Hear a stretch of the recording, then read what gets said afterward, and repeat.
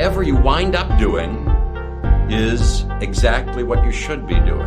And I have not behaved one single day of my life. Not one day of my life have I behaved, and I am fine. I need your help. I can't tell you what it is. You can never ask me about it later, and we're gonna hurt some people. Whose car are we gonna take?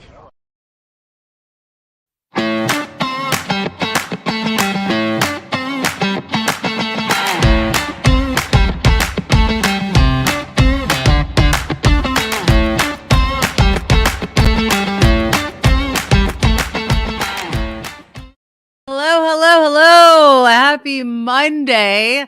I am Nikki Medoro. Thanks for joining us. Had a little technical difficulty there right off the top, but it's okay.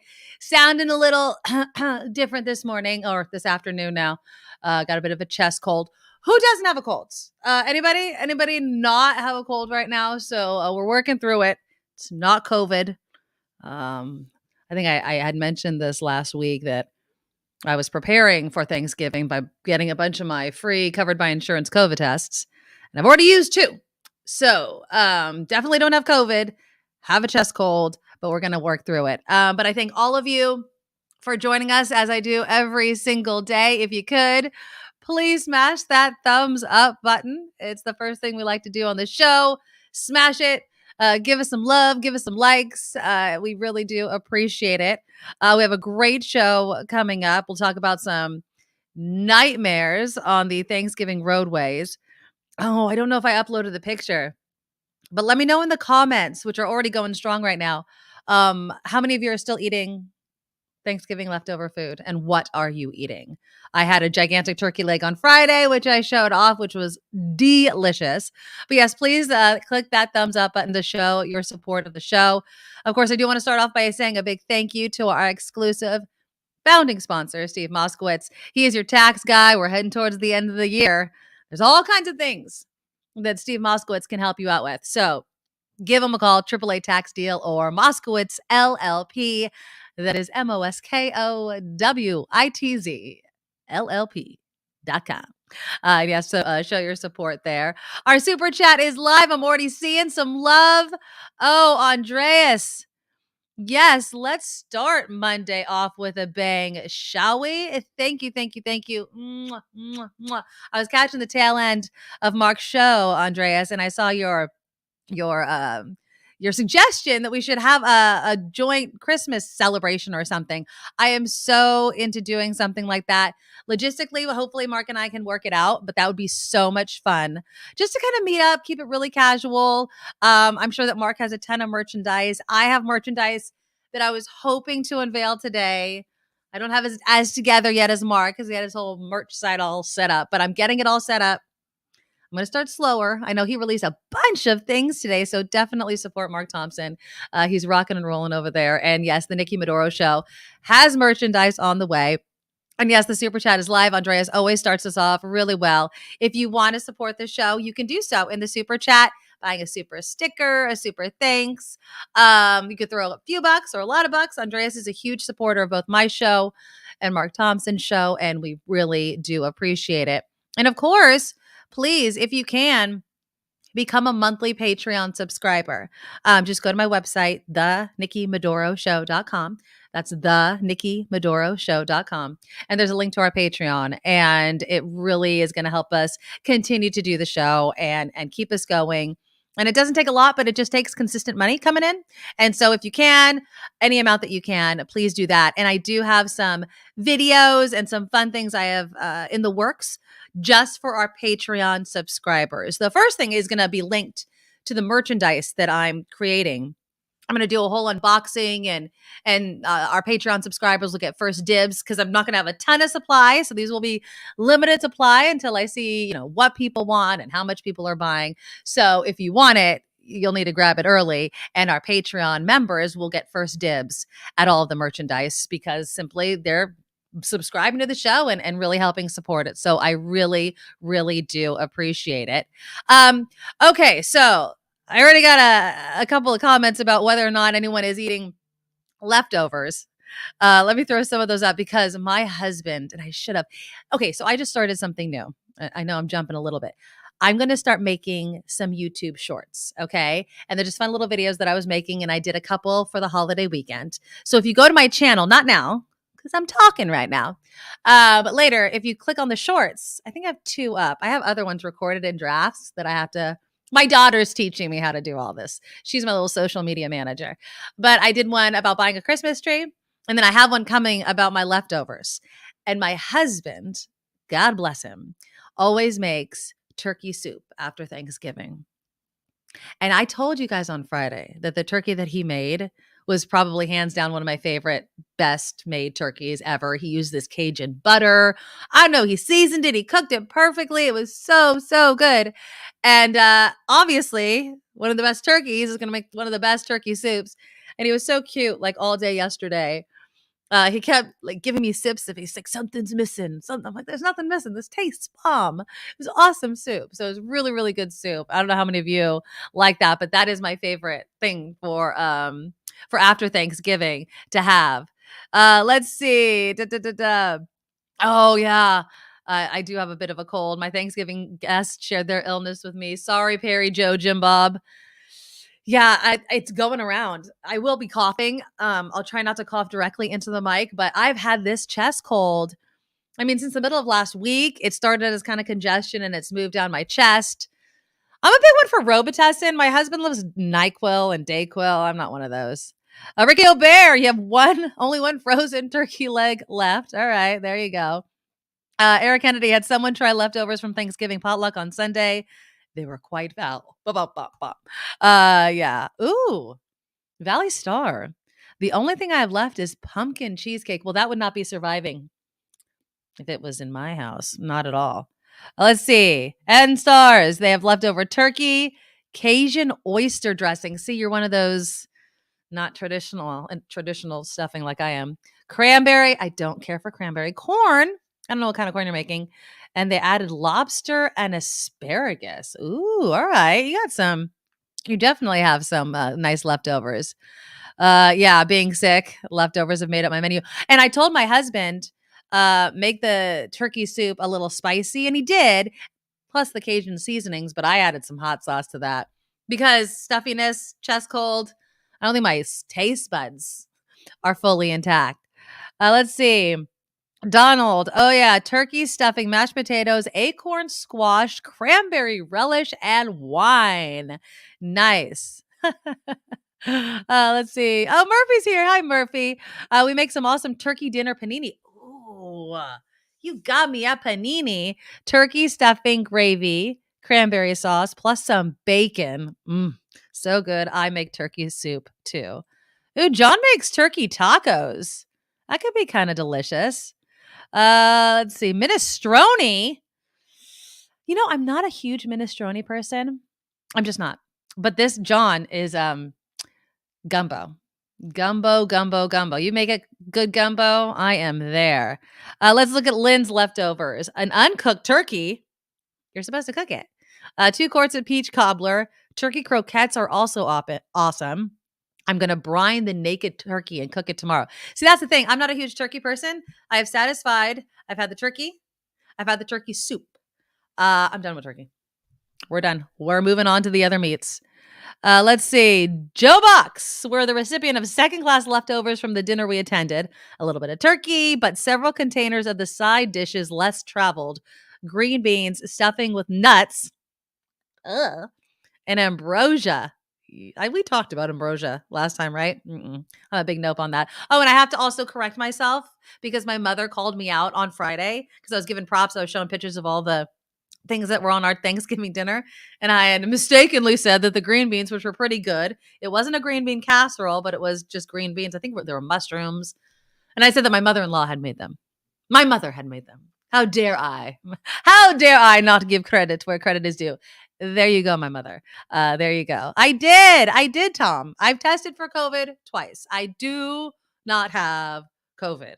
I do have a really painful chest cold. It's getting to that painful where every time I cough, it's kind of a big old like needles in the chest, but whatever. We're not going to talk about that. Lynn, I have 2 giant pies, only 2 of us at home.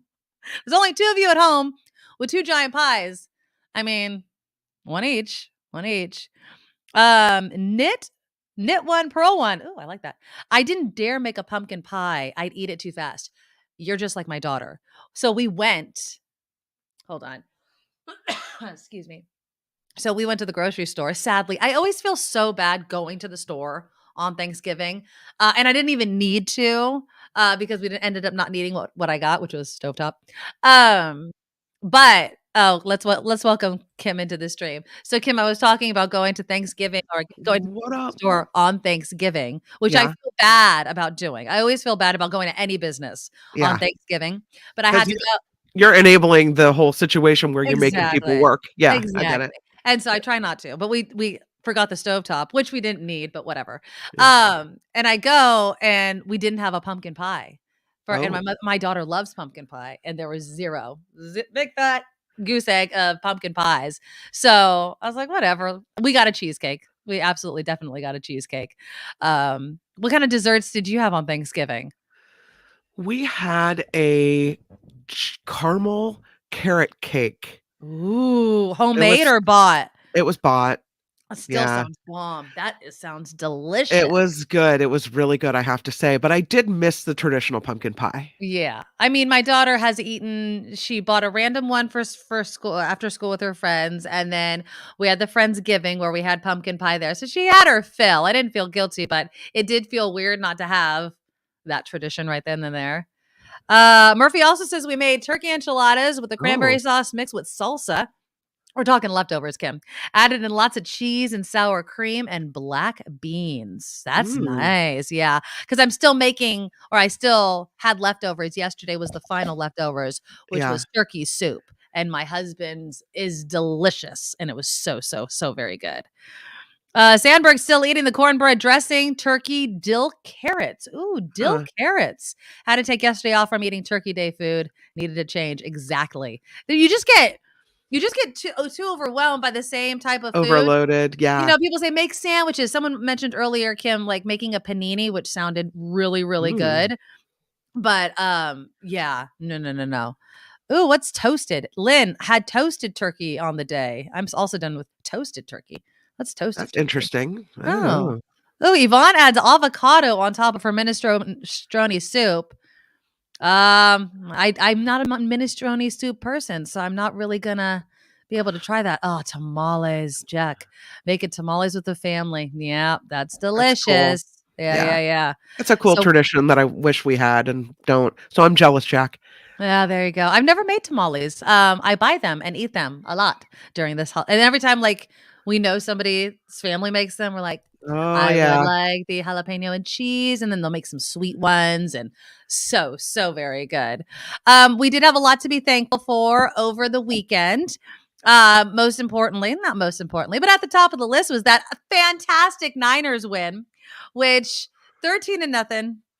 I saw a stat. The Niners ended the Saints streak of 332 games without a shutout. And I think that my husband was educating me yesterday that most, if not all of the shutouts, I mean, I don't know if all of them were by the Niners. So against the Saints. So that might be true. But yeah, so it was a great day. Of course, the Raiders won, which normally I would not be happy about. But because they beat the Seahawks, I was so very, very happy. And I had to like eke out the words "Thank you, Raiders" just because of that. Because Huh. yeah, you know what I'm saying. Speaking of Las Vegas, that's where the Raiders are. Lost Six wages? Las Vegas, Las Vegas. They're Yeah. Las Vegas. Exactly. Yeah. A 16-mile backup from Las Vegas to Southern California Mm, this Thanksgiving weekend. The Regional Transportation Commission of Southern Nevada actually tweeted out heavy traffic to California. Yeah, a bottleneck started on I-15, started just south of Prim on the Nevada side, and added about an hour to the drive from Las Vegas to Ontario, California. Anyone else? I know, Kim, you went from Oregon, but you drove home on Friday, so it wasn't too bad. no, it's a 10-hour ride though, and it takes forever. So it was a long haul. Not a lot of traffic though, as we drove. And by the time we got back into the Bay Area, into the North Bay, it was kind of late in the evening. So we skipped traffic doing that. Okay, yeah. I Yeah. mean, anybody in the chat room get stuck in any sort of backup? Let's see how long that got for you, because it was insane. And then I'm sure you've done it in your news, Kim. 2,500 U.S. flights delayed because Mm. of severe weather. See, the thing is, holidays, right? I mean, they happen in bad weather. And so everybody's trying to get where they're trying to go. And it was so bad. So there were wind advisories in place yesterday for 14 million people across the Ohio Valley and Southeast, 53-mile-per-hour winds in Kentucky, rain pounding the Southeast, Mid-Atlantic, and Great Lakes region.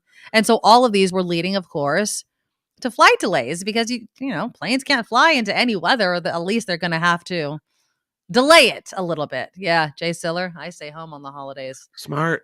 I mean, I say yes, and then I do travel. So I need to see my brother. I need to see, my nieces and my nephews. And unfortunately, they don't live in the same state as me.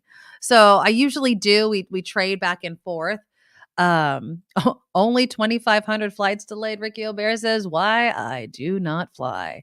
And it's so expensive. I know a lot of deals are out there, and actually were coming a few months ago for flights, but I don't know if it's worth it. Absolutely. I just don't know if I want to even risk some of these flights, depending on where you're going. I'm going to Arizona, so it's not typically too bad. And usually I try to get a one-way flight, so I don't have to worry about, Chicago or something like that. So how annoying is this story? Speaking of air travel, I'm going to lob this one at you in a surprise news story. Okay, right? do it, please. Frontier Airlines, they're the ones you were telling us last week are doing this whole, pay a fee for unlimited travel to anywhere situation, right? Exactly. Mm-hmm. They say they are changing the way customers resolve problems with their flights. The Denver-based company has ended telephone customer service, switching solely to online, mobile, and text support. They're calling it a cost-saving measure, saying most customers prefer to use digital channels. Oh, yeah, right. If you can't get a hold of somebody and all hell is breaking loose, do you know how awful that will be? I'm not calling Frontier Airline because I want to tell them how great of a job they're doing. I never call customer service unless it's an emergency. Like, I don't customer call service to airline say, unless you it's guys are awesome. exactly. So obviously they don't want to hear it. They don't want to hear. I mean, literally, they don't want to hear it. They want you to type it in and have their AI person respond. We understand. Although I will say this, if there is one thing about human customer service that I do not like on the telephone, it is this. It's when they have to read from a script depending on what you say to them, right? Yeah. So, for instance, I'll call, and there's this one company that I have to deal with a lot, and every time I talk to them, I'm polite like I'm normally. So they go, "How are you?" I'm like, "I'm great. How are you?" Just kind of out of a habit, and they go, "Oh, I'm fine. Thank you so much for asking." And they say it in the exact same way, but I know it's written somewhere. Like, Right. "Thank you so much for asking." And how is the weather? And it sounds so scripted. You're Yeah. just like, "Can we just move on?" I understand that this is your job, and that sucks for you, because I've worked in customer service on the phone. Oh, back in the day when I was in college, it is not fun. People can be very difficult. Even when they're not trying to be, they can be difficult. But yeah, it's very annoying. And so, but yeah, I definitely think that Frontier Airlines, didn't I read that this is a way of keeping costs down, is to not pay human beings to listen to people complain? Well, that's what they said. Yeah. They're explaining the move as a cost-saving measure, but they also say that most customers prefer to use digital channels. Okay. When you use digital channels is when you buy your ticket. But when Right. you've got a problem and you're at the airport and you can't get any help, or like, okay, so right when kind of COVID hit the fan, I happened to be in Europe. Okay. What this reminds Yes, me I of. remember that. Yeah. And it was like the day before all flights to Europe were canceled from the United States. And everyone was trying to get aboard a plane, and flights were being canceled and delayed, and it was chaos. And you had to stay on the phone for like 3 hours. Oh.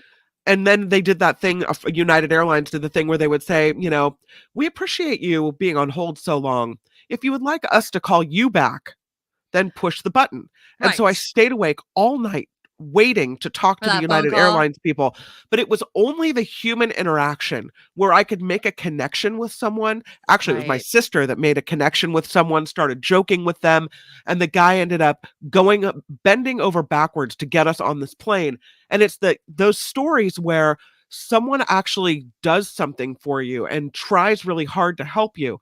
You can't make those connections or do that if you're What? only pinging somebody, sending some type of text message. They don't know who you are from anyone else. Yeah, and I plead my case way better when you can hear my voice, right? Right. You have your telephone voice, right, Kim? I mean, Oh, everyone has yeah. their telephone voice.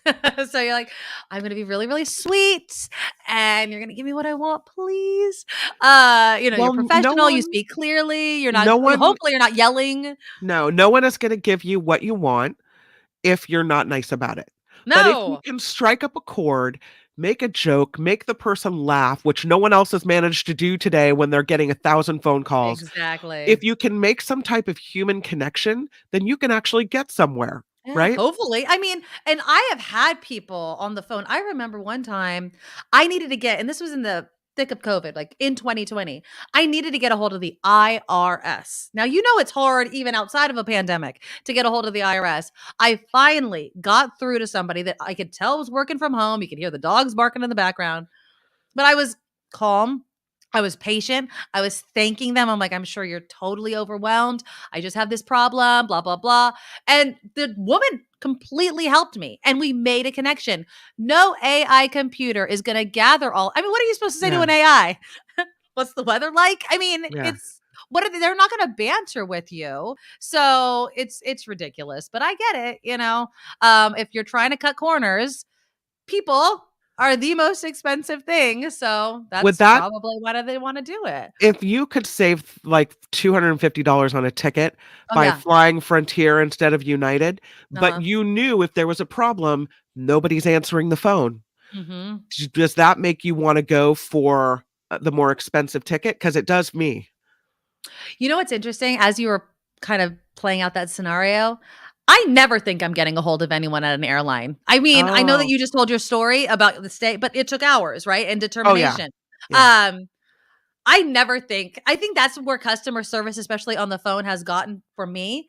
Is I'm like, they're never going to answer the phone unless it's like some, like I did with the IRS, just kind of persistently trying. But in an sure. emergency, I'm at the airline and my flight left or something happened. I have You're to at the work with the desk. person face to Yeah, face because there's nothing that's going to happen on the phone. That's how I yeah, would see it. yeah. So I don't know. But no, would it, I would never take Frontier. The answer is in the question. I would never take Frontier because not only the customer service, but everything else I Right. don't like. I don't like that about. I don't want to be at the low cost because then like what am I? I'm cattle and I'm already cattle on all the other airlines. I don't need to be less than cattle, right? I don't need to go through any of that. Okay, another thing that I was doing and I was telling people, Kim, I don't know if you were on yet, that I started doing some shorts for the show. Asking like I did some holiday ones over the weekend. And so they're up in under the shorts folder on the show's YouTube channel. And one of the things that I was asking our viewers and listeners is what I should do with my family over the holidays, kind of an outing or an event. And so I put out the popular ones down in my neck of the woods. And so then I started really researching it because they were the options. I mean, they're the most traditional. There's one new one. It's called Enchant. It's at San Jose PayPal Park, which is where the San Jose Earthquakes play. And they're having this thing called Enchant. Now, I'm going to bring you up some prices. And I want you to tell me how much is just a bit too much to see lights and to see Santa, given that you could probably go somewhere for free to see lights and even see Santa. Okay. So this is the general admission price for Enchant. Now it's at PayPal Park. It's in states, like it's across the United States. I don't know how many, maybe 10 locations across the country. So it's not everywhere. I get that. So the general admission, an adult is $44. A kid is Oh, $25. Okay. There's a night owl price right there, $25. And I think that's if you go late at night. Seniors are $40, military $40. Okay. So $44. Now, it is supposed to be like one of the world's largest light displays. They have animals and reindeer and a huge, gigantic Christmas tree in the middle. It's like a light maze. There's also ice skating. So I'm going to show you some other prices because Is the money going to charity? no, it's going to Enchant San Jose. This is a businesswoman. Okay, so here's the add-ons. You can also go ice skating. So you have to add $20 on for an adult and child. I don't know why they have it separate. It's the same damn price. Like, okay. Maybe just for the skating size. I have no idea. Parking, because of course it's limited, $25. So we're getting up there, okay? No. And then they get you with the VIP, because of course, right? VIP. Same time and head to the VIP line for the maze, ice skating, and Santa.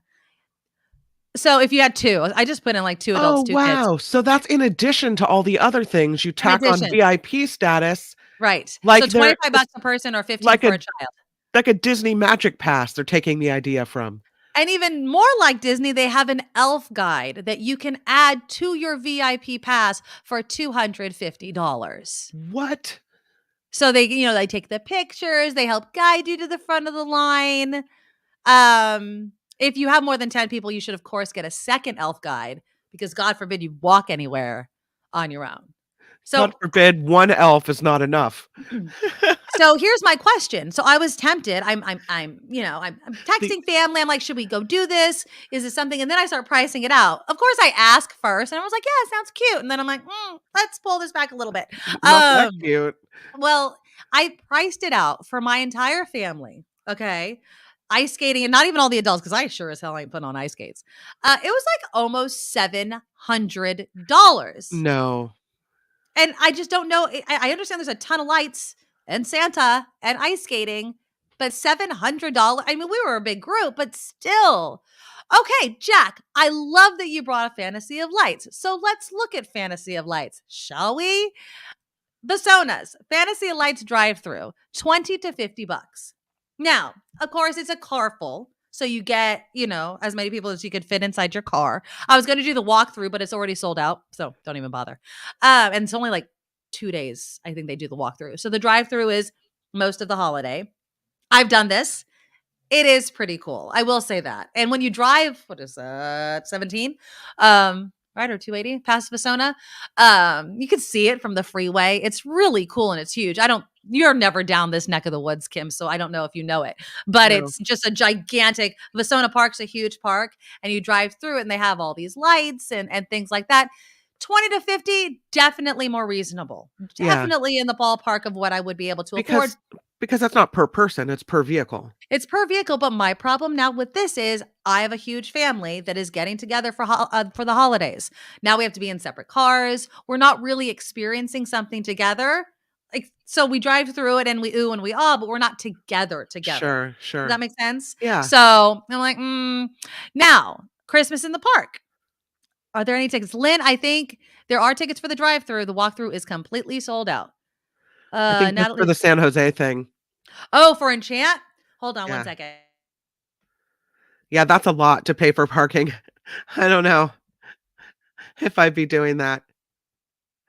Are the casting directors for Enchant are based out of Vegas? That, according to Murphy. Well, that would make sense. That's is that Vegas prices? Although usually things are comped in Vegas, not they don't charge an arm and a leg. Although I haven't been there for a while, so maybe that's not true. I apologize. I'm dying. That's okay. Here. I knew you were coughing up a lung. Murphy says the casting directors for Enchant are based out of Vegas. Okay, Murphy. What am I getting from these characters? Are they dancing for me? Are they doing something that's worth $700 for about a party of 10? I just don't think so. Yeah, Nick, we don't do Fantasy of Lights every year, but it is common. Well, we do Christmas in the Park. Randy, you're reading my mind. Okay, so let's do Christmas in the Park. Christmas in the Park is free, but they do have a drive-through. They started it during COVID, and so if you do the drive-through, it's $30 per car. That's another reasonable thing to do. But again, when you have a big party, it makes it difficult to do things together. This is pretty cool, though. We did the holiday drive-through. They sync the lights to the music that you can play in your car. Oh, So you that's kind of fun. tune in. Yeah. So that's really fun. But it's getting to be like, what are we supposed to do? And then the end all be all, of course, in my neck of the woods, is a Great America Winterfest. So Great America is not open during the day. They're only open during Winterfest. I think it starts at like 4:00. So you could buy Winterfest tickets for $30. So that's not bad. But what happens once you're in Great America? You got to buy the food. The kids are going to want to go on the rides. And there's only, I'm going to say the Gold Striker, if you want to go on roller coasters. Gold Striker and maybe some of the smaller rides are open, but not everything. So you're really just going there for Winterfest.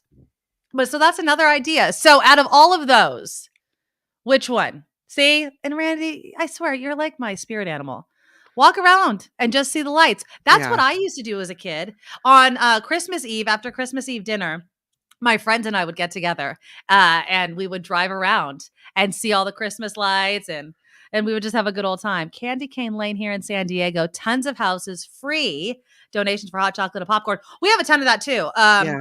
There's, in your town where the best houses are. Exactly. And and now people are doing really cool things. Like there's one just a couple blocks away from me where they put this sleigh on the corner. They have a corner house and they put a sleigh and their house is decked out with lights. And so now people from all over town go there to sit in the sleigh and have their picture taken. So it becomes kind of a destination and a fun thing to do. But people know where those houses are all over town. So I mean, I don't know why you would pay to go do something like that. Yeah. And so with the enchant thing, and Murphy wrote back, they're doing a good job of atmosphere casting musicians, singers, but I would rather do a separate Santa or skating visit, not a theme park type of day. Yeah. So if you want to know where my whole research started like devolving into, was I ended up being like, you know what? We're not doing anything Christmas themed. We're going to go to Top Golf. I've always wanted to do it. And so we could just drive around and see that and do another activity where we'll definitely be all together. I feel less people go to Christmas in the park than decades ago, especially since they haven't had ice skating for a while. And stars, can I tell you that they may not have ice skating, but do you want to know what they do have this year?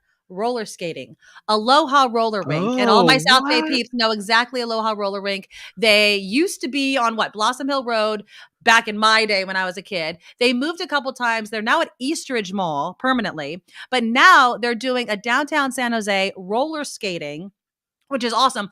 Actually, a woman I went to high school with started revamping the Aloha roller rink. Shout out to Liz. She just has her business acumen and jump-started the whole thing. So there may not be ice skating, but you could put your roller skates on and kind of skate around that way. So yeah, baby. Yeah, Murphy, Aloha roller rink. I used to have my birthday parties there. That's okay. So we're a little bit late. Let's do some news. I'll continue to send in some of your comments. We'll do a little bit of politics. President Biden was getting some love from some kids over the weekend. I'm going to play you that Herschel Walker ad, which is brutal. And it's been just going around all over because the runoff election is happening. Elon Musk is losing his mind and his advertisers. And he's calling out Apple, which... you know, you can call it Apple if you want, buddy, but it's a free market. That's what you keep saying. That's all coming up. But first, some news. Now, from around the world to up your street, the Nikki Medoro Show presents News Czar Kim McAllister. And this report sponsored by Steve Moskowitz. You can reach Steve at 888-TAX-DEAL. The suspect who killed 10 black people at a Buffalo supermarket earlier this year will be sentenced in February. That's after he pleaded guilty to state charges, including domestic terrorism motivated by hate. The charge will put him behind bars for life, but capital punishment could still be on the table in his federal hate crime case. 2 million Houston residents are under orders to boil water thanks to a power outage at a purification plant. Mayor Sylvester Turner says samples have been taken, but it's a long process to find out if the water is safe. And shipping deadlines for packages to arrive by Christmas Eve are being announced by the U.S. Postal Service. The deadline for regular ground service, December 17th. Priority mail has to be sent by December 19th, and the Priority Mail Express deadline, December 23rd. Although that's kind of pushing it. Those dates exclude Hawaii and Alaska. Sorry, Karen. Tech companies starting to reroute critical chip supplies to trucks with a nationwide rail strike. The CNBC reporting the switch to trucks includes semiconductor chips critical to the high-tech sector and to the auto industry. The strike could happen as early as December 5th. North Korea saying it will build the world's most powerful nuclear source. State-run Korean Central News Agency reports Kim Jong-un announcing his goal while promoting officers who work on a ballistic missile launch earlier this month. The dictator said scientists in his country have been successful in developing technology to mount nuclear warheads on ballistic missiles. That's a great development there. A cat found inside of a piece of luggage at JFK Airport in New York City is now back home safely in Brooklyn. All is as it should be. Smells, the cat, Smells, was found by TSA agents in a suitcase last week bound for Orlando, Florida. I think Nikki showed us the x-ray of Smells. His owner said he crawled into their house guest suitcase while she was at work. But Smells is now back home and all is well. And this report sponsored by tax attorney Steve Moskowitz. If you need help with your taxes, Steve for 30 years has been working hard, sharing his expertise with individuals and businesses alike. You can hit Steve on the phone at 888-TAX-STEAL or online at MoskowitzLLP.com. I'm Kim McAllister on the Nikki Medoro Show. I didn't have my mic on. There it is. There's a little kitty cat in there. You see his little hair? That friggin' Smells. cat. Smells. That's What a funny. stupid name for a cat. Like, why'd you name your cat Smells? Because it smells. That's the only thing I can think of. That's I the love only this. thing I love this text by Nick. You've got to sing it though. Smells the Smells cat. the cat. Oh, Smells smell the the cat. cat. Smell, yeah. Can you? That's not Friends reference, people. Do you get it? It's a Friends reference. All right. Again, yes, thanks to Steve Moskowitz from Moskowitz LLP. Hopefully he'll be able to join us in a little bit. Okay, so I do have a bit of a cold. Kim, I think you sound a little raspy yourself. Who I have a doesn't have a bad cold? cold. Yeah, your family had it as well, but not COVID. Everybody has this horrible cold, including my 80-year-old dad who knocked him down, and my husband who spent 2 days in bed. And I got the cold. Do you think I spent 2 days in bed? Of course No. not. Why didn't I spend 2 days in bed, Nikki? Because you're a woman. Yes, I called it a man cold on the Mark Thompson show. Bad audience. Oh, Those yeah. guys are like crickets, right? But it's true. Like, why? You work through it. You don't lay down and crash for 2 days. I was dying. I was dying. Because I didn't have a man cold. That's why. Yeah. Well, I felt bad because, it's funny. Like I cough throughout the day and then I'll have attacks like I just had, right? But at night, when you lay down, it just all goes to the back of your throat. Yeah. And I take my medicine right before bed and I hope and pray, but I just could not sleep last night. I was up, tossing, turning, and coughing. My poor husband went to the couch and I was like, I'm sorry. He's like, you would not stop. And then part of me is thinking, okay, here's a question. Does the sick person go to the couch or does the sick person get the bed? Sick person gets the bed for sure. That's what I'm thinking. Even though it was my fault because I was coughing. No, you need the rest. Right. Yeah. I need a new bed. And thank you to everybody, by the way, that's been reaching out and sending me bed recommendations. Keep them coming. We're not going to be able to afford a bed until after the new year. That's just not the thing. But I'll do my research and I'll go lay on beds and do stuff like that. But yeah, but this cold is awful. It's like in my chest and it stinks. And I want to tell you this funny story real quick before we move on. So I went and got my nails done with my daughter over the weekend. Good. Thank you. Milky white. I've been wanting to color my nails this color, but I'm wearing a mask because I'm going into a nail salon. Sure. And my daughter has, she has this illness that she's been dealing with. So we're really masking. And I go in and it's a mixed bag. Okay. Probably half and half not masking, half masking, including, my friend, the employees. Okay. Now, I'm not going to say anything because you know what? We're at this point with COVID where it is what it is. But here's my thing. Like, I have a bit of a cough. So I've liked wearing a mask just in case I go, you know what I mean? And so my lady, really nice woman. And when she starts doing my nails, I don't notice anything. But then after a while, she starts sniffing. Okay. And I was like, okay. So, and then all of a sudden, she sneezes, but she's doing my nails. Did she not cover up? All she does is she just goes, achoo, and blows her nose or like sneezes over her shoulder. At least it wasn't at ya. No, it wasn't. Okay. Yeah. Okay. Now, this is a type of sneeze you do at home. You don't do this Right. whatever. Okay. So I'm like, oh, okay. But she I keeps mean, doing my nails. Given the option, her hands are totally immersed in what she's doing. She can't stop. Right. She's got a choice. She can sneeze forward, or she can turn her head and try to be a little polite. Did. Yeah. Okay, but here's the funny part. Okay, so I'm wearing my mask again, and I have this stupid freaking cough. And so I just barely, like, I just coughed a little to get the tickle, right? I got, she's like, oh, and she reaches behind her and grabs a water bottle, like one of the mini ones, and then proceeds to use her hands, which, yes, have been doing my nails, but she has a cold, and starts undoing the cap. And I'm like, oh, no, I'm good. And she's like, are you sure? And I'm like, nope. We're just not, I am not taking a bottle of water from you. I don't need to add on to this. Don't touch me. Don't touch me. And thank you, John Daly. We're fighting on it. Yeah. I've been sick for 2 weeks straight and haven't said a word until now. Well, you just said something, so it's going to negate everything you say after the sentence. God, I love John Daly. So, see, this is the thing: is men will fight you. They will if you say if you call it a man cold. But it's okay, John. You're the exception to this rule. But I swear to you that when a man gets a cold, it is 20 times worse. Like, they need all the attention and love. But when a woman gets a cold, the same thing is not happening, and you power through and move on. I mean, really, women can just act like they believe men act and be like, I'm out. And so whose fault is it? Is it the men in your life that make every cold into this gigantic thing? Or is it the women who don't make their colds into a gigantic thing? I was putting up with the second comment all so long. Love you, John. It's just too much. Oh well, funny. It's okay. We love you. Yes, we love you, John, and I hope you feel better. So I have a similar situation. Are you done with your nail story? Yes. Because my daughter's been in a play, a community theater play. It's Mary Poppins, and so she worked sick. Right? We go to the play. Actually, I didn't go because I was sick and I didn't want to spread it. But we wore when I did go, I wore a mask yesterday. Mm-hmm. But my sister went on Saturday night, and she also wore a mask just because you're in a group of 300 people and whatever. You wear one when you feel it's smart to wear one, right? Right. She wears a mask.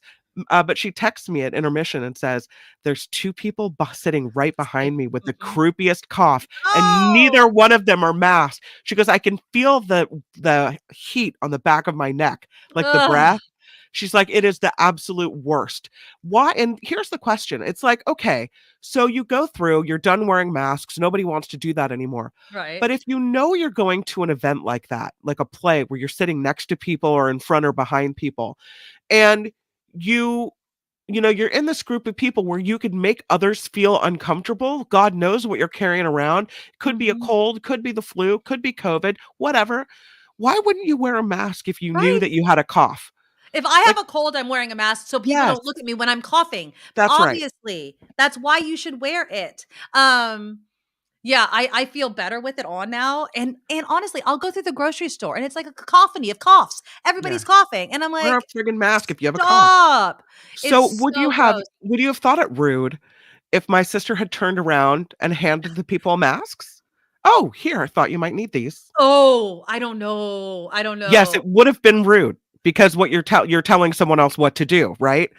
But it happened to me the opening night show too, where someone was behind me coughing, and I felt like turning around and handing them a mask, like just a nice little offering. But it would have been rude. Your face close to their face and be like, "Hey, no, stay the hell away. Just keep your head this way." So that I'd put 2 masks on. That's what I would do. I don't know. Double up. I put my hood up if I had a hoodie. I'm like, meh. Yes, because selfish people behave selfishly. Honestly, though, I was hoping that 3 years of COVID, people would automatically do that.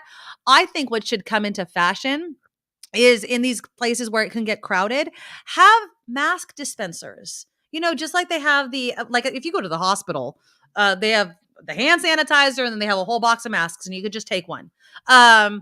Have something like that. And then if people want them, like, oh, I do kind of have a cold, they're right there. I think people aren't bringing them with them anymore. And so even if they were like, oh, I should have brought a mask, They don't have one. See, So I don't. I think that if I had turned around and politely offered a mask in a quiet way during the show, it would have been perceived as, oh, she's a total a-hole. what if you didn't? What if you just took it out of your out of your purse and just like handed it to them like you hand a tissue? Here, stop coughing on all of us. Have you not seen Contagion or whatever freaking movie that is? I mean, I don't know about you. Maybe that's a different mindset. But if I'm the one coughing, I'm Yeah. thoroughly embarrassed and wishing for a mask. Like I am thinking to myself, oh God, everyone around me is going to think I am carrying the plague. I wish I had, done this differently. But I think there's some people that think differently. Like they're just, I have a cough, deal with it. And that's it. And coughing again. Speaking of coughing, As I'm coughing. How appropriate. I know. Yeah. I keep trying to mute myself. Sorry, people. No, you did. You did a good job. Yeah. It's one of those things where once you start and then you get, it's kind of like sneezing. You know, when you sneeze and then people bless you and then you sneeze twice and they bless you again. In our house, you get 2 bless yous. That's it. After that, you got to get it together. Like either go blow your nose, do something. But with this cough, you can't get to it. You know what I mean? It's just, you just can't get around it. So, but yes, I apologize for coughing so much. And it does suck. Bring your freaking masks with you. It should not be that hard. Yes, Kristen Storms, I do need a little bit of bourbon. It's only in my neck of the woods. It's only 12:47. I guess it's past noon. I could have a little bourbon, but I love you, Kristen. Bring it on. There you go. Absolutely. All right. Let's talk a little bit of politics, shall we? Okay, so the Georgia runoff is happening. But first, hold on. I want to start a little closer to home. Newsom. Now, I want you to tell me what you think this means. I want you to read between the lines. Newsom has told the White House that he will not challenge President Biden for the Democratic nomination in 2024. What do you think that means? If the president decides to run again, he will not offer himself up at all. He won't challenge him. He won't. But did anyone think that that's the way that Newsom was planning on running anyway? Nobody was thinking that, right? Let's read between those lines. If the president doesn't run. Exactly. He will challenge Kamala Harris then. Is that right? What he's saying? That's kind of what I would infer. I mean, it's not said, but said, right? If President Biden, what's the exact quote? Okay. Nick's saying whether or not Biden runs. Okay, so here, let me see. He says he's not going to challenge President Biden for the Democratic nomination in 2024. I've told everyone in the White House, from the chief of staff to the first lady. He when visited the White House amid growing speculation that he was plotting a primary challenge. He says, no, I'm all in. Count me in as a supporter of Biden's re-election. Biden's re-election. That says nothing of Kamala Harris. And that's why I'm talking about this. I mean, I never thought that Governor Newsom was in any way, shape, or form going to challenge President Biden. No. He's not going to challenge a Democratic incumbent president. That's not happening. But if the president says, I'm not running, then Kamala Harris has to run on her own. And I could see Newsom being like, hey, if you have the palate for a Californian, how about this Californian? Right? I don't know. I feel like if Kamala Harris stepped up to run, if President Biden didn't, but her poll numbers were looking dismal, like she wasn't going to win, then I think Andreas, I don't know, I think that Newsom would step in and challenge Harris. I do too. I absolutely do. Yeah. And I'm wondering if Harris, because she hasn't really been forthcoming about saying that she she's vice president. So I think it's kind of a given, since she also tried to run and get the Democratic nomination last time. But I mean, if Newsom and her teamed up, Andreas was saying that maybe he'll be VP. I don't think that, you can elect. No way in hell will this country elect 2 people, a presidential candidate and a running mate, both from California. That's not going to happen. It won't work. It won't even pass. So there's no sense that would be doing it. Randy says Harris would be a horrible candidate. She couldn't even get through the primaries in 2020. I mean, technically, nobody but Joe Biden made it all the way through. So, but I get what you're saying. She wasn't popular. she still wasn't popular. All right, so let us know in the chat what you think. Do you think that Newsom would challenge Kamala Harris?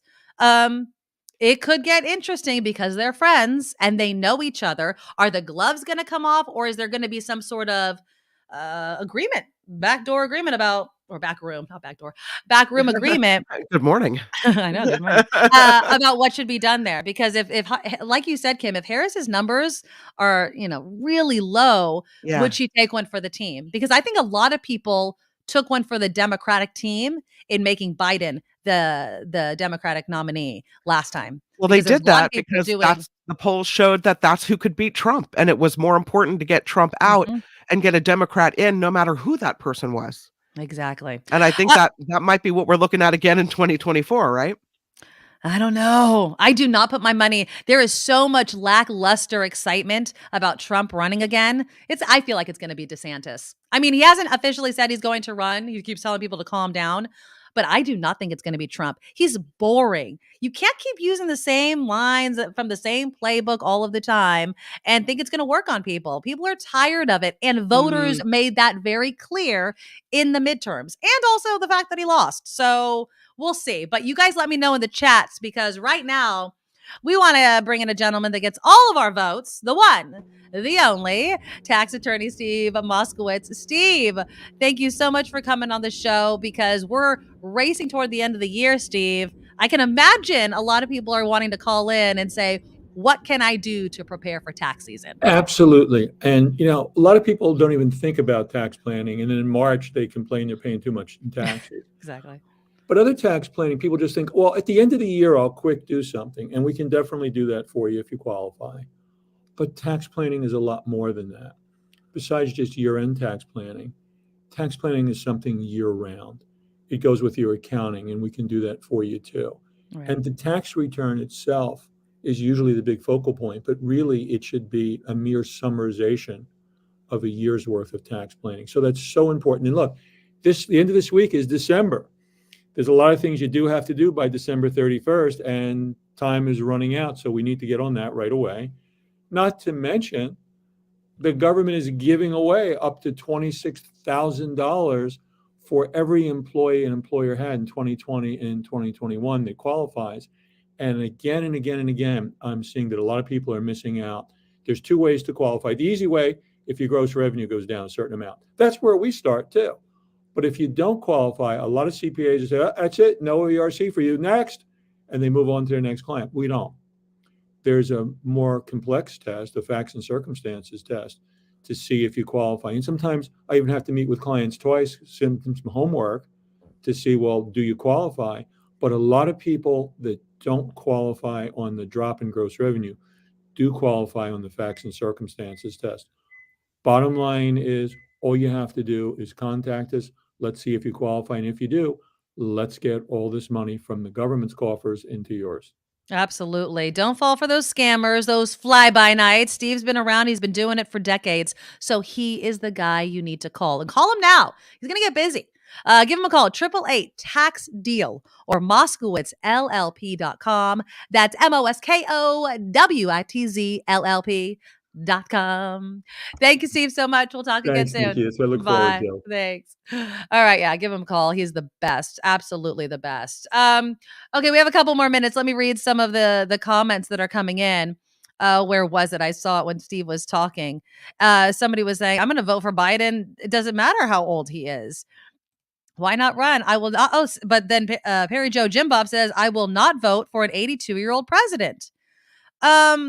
Kamala Harris will not win. Newsom will win. Yeah, I don't think that Biden is going to run again, Jack. I agree with you. Kamala won't garner support. Then Newsom will come in. Well, obviously, I'm not going to vote for DeSantis. Delette, I agree with you completely. But Eric, why are you scared? What scares you about the upcoming election? That's a good question. What are you most scared about? Because on one hand, I think people are worried of what happened on January 6th happening again if Trump runs. But I'm saying, no, I don't think people are really falling for this again. I think the whole nonsense with Carrie Lake, look, it's not working for Carrie Lake, right? Yeah. That whole playbook of fraud, it was so obvious what she was doing. If I win, there's no fraud. If I lose, there's fraud. You can't have it both ways. And, I had this great But I story that think was coming up don't about there wasn't a lot of voter fraud found at all. There wasn't no. any that would have changed the election. None. I feel like when Eric talks about being scared about, the whole Trump DeSantis thing, Mm-hmm. they're not the same but similar. And so after going through a Trump presidency for 4 years, and we Mm-hmm. saw how kind of it took the nation down and how it Right. divided people more and how there was more ugliness everywhere. And then what happened on January 6th, I think that is scary. That what happened to America then scared the holy bejesus out of me. And I remember on January 6th sitting there watching it unfold on TV, thinking to myself, in all my life, I never thought that American democracy was that fragile. I never thought we would see that. So is it scary? It's absolutely scary.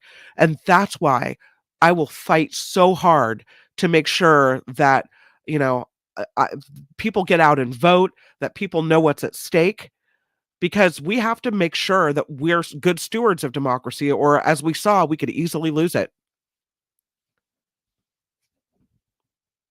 You're muted. Sorry, I But was I'm sure coughing. what you had to say was great.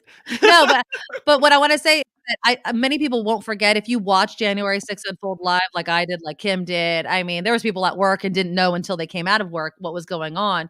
But if you watched it live and you watched how slowly former President Trump reacted, and then when he did react, what Mhm. he said and what he did, it'll stay with you. But again, democracy held. Could it hold again if we had someone that wasn't Trump, maybe a little more shrewd, maybe that didn't play their hand so obviously? Because that Trump, if anything, has been quite open about what he wants, and that's why everyone was screaming from the rooftops that he's nuts. But he had hold of a base that I think is leaving him. I think they don't want this stink of him anymore. They're tired of what he's talking about. We talked about this on Friday, the Nick Fuentes dinner with Kanye West. I Yeah. mean, Nick Fuentes said that women should be burned alive. That is the guy that Trump had at his dinner, and he's trying to distance himself from it. Ben Shapiro actually called him out. Now, I'm going to tell you something. If Ben Shapiro is calling you out, then you know you really messed up. So look what Ben Shapiro said. Let me share my screen with you real quickly. A good way not to accidentally dine with a vile racist and an anti-Semite you don't know is to not dine with a vile racist and anti-Semite you do know. Huh. Which again, he's talking about, Nick Fuentes and Kanye West, or Ye. And it's true. But of course, Ben Shapiro didn't go the full way. He wouldn't actually say Trump or Nick Fuentes or Kanye West by name, but we all know. And so but it has been crickets. KKK McCarthy, or Kevin McCarthy, was trending on Twitter, which we'll talk about in the next hour as well, because he's been awfully silent about a former president welcoming a well-known far-right extremist, white nationalist wanting to burn women alive at his dinner table. So Oh yeah, God. it's ridiculous. It's absolutely ridiculous. And I don't care what Trump says, you know who's coming to you. And if you don't, you're welcoming this person that you don't know to Mar-a-Lago, where you still have classified documents. Guess who's That's how coming well to dinner? security is. It's ridiculous. It's And absolutely you have to ridiculous. know that, the former president, I'm sure he has people around him vetting everyone he comes into contact with, right? Yes. Yeah, Well, yeah, sure. He's going through it. they All right. know. Click that thumbs up button while we're talking about it leading into the news. Please just click it once. It helps us out. Also, the super chat is live. Let me give some thank yous. Andreas, not only did Andreas start us off with $20, start this show off with a bang, as he says, he dropped another $20. Time for the midday push. Yes, Andreas. Go, Nikki and Kim. Jim Slayton with $4.99. Thank you, Jim. We really appreciate it. $1.99 from Mark De Leon. Thank you, Mark. And then Albert. I found out why we have a turkey shortage. They're running around Maryland. All right, Albert, with $4.99. Thank you. Thank you to everybody that donates. Again, if you want to become a monthly subscriber, please do. I'm going to be doing some special videos and you'll have a kind of a sneak peek at things coming into the new year. Just go to the NikkiMedoroShow.com and click on our Patreon and donate whatever you can and be a monthly subscriber because it's consistent money that we need to keep the show going, of course. So again, that's the NikkiMedoroShow.com. The links to our Patreon are there. Also, links to the show. Please make sure your family and friends are subscribed to the show. Grab their phone. Ask them first, of course. I bet they have a lock on it. And then say, hey, are you subscribed to the Nikki Medoro Show? And make sure that they are. And that would really help us out a lot. So we appreciate it. And thank everybody out there that's been doing their part to support the show. All right, let's do some news with Kim. Oh, there we go. Now, from around the world to up your street, the Nikki Medoro Show presents News Czar Kim McAllister. And this report sponsored by tax attorney Steve Moskowitz at 888 Tax Deal. A candlelight vigil planned tonight in Virginia to honor the 6 victims killed in last week's Walmart shooting. The Chesapeake City Council also calling a special meeting today to confirm an emergency declaration that will free up money to support the families and help with recovery efforts. There are more flight delays and cancellations today following the long holiday weekend. FlightAware.com reporting more than 50 cancellations so far compared to the thousands yesterday. More than 1,000 flights have been delayed. The Colorado Healing Fund has raised more than $300,000 after a deadly shooting at an LGBTQ club, but advocates are calling on the nonprofit to give 100% of the proceeds to victims and their families rather than victim assistance groups. Survivors of the 2012 theater shooting in Aurora, Colorado say those groups will treat the money as their own. Today is Cyber Monday, and spending is expected to hit a record. According to Adobe Analytics, the U.S. online shopping is projected to top $11.2 billion. If that projection is correct, it would be a 5.2% increase over last year.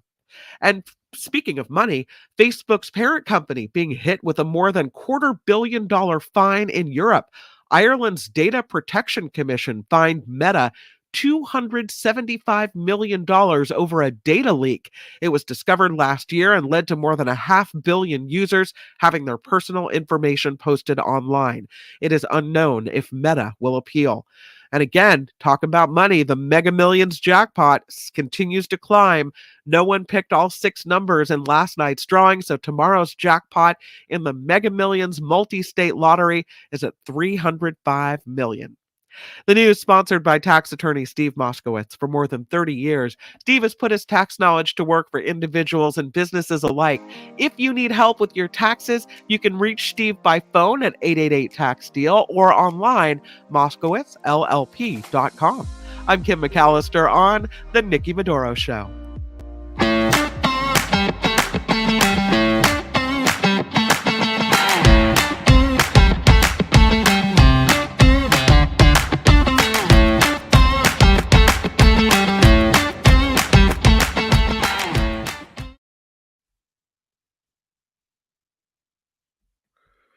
You're muted again. But eventually you'll unmute yourself. There you go. Because I have this cough, I keep muting myself. I apologize. Thanks for everyone joining hour 2. That's all you missed. Just me thanking you for joining us on hour 2. Again, click that thumbs up button while we're thinking about it. Work out your fingers. In the next half hour, we will get to the lawsuit, the macaroni and cheese lawsuit. And I think it was Nick in the comments saying, it's frivolous.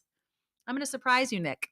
I'm going to go through the details of this lawsuit and the law firm that does these types of lawsuits. And I think by the end, you may agree with me that while kind of nuts, still proves a pretty good point. So we'll talk about that after the bottom of the hour news, because I thought the same thing after reading the headlines. And then I read a little bit more into it and am kind of changing my mind.